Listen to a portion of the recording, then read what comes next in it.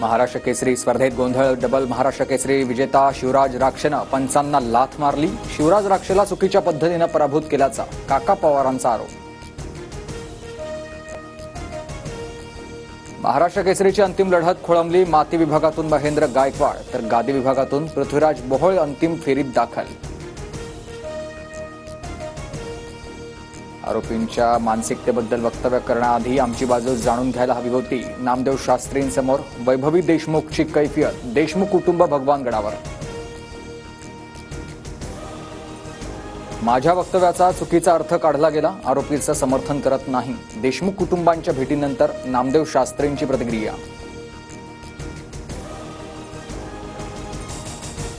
आरोपींवरच्या गुन्ह्यांची माहिती घ्या. धनंजय देशमुखांची विनंती. तर भगवानगड देशमुख कुटुंबाच्या पाठीशी नामदेव शास्त्रींची ग्वाही.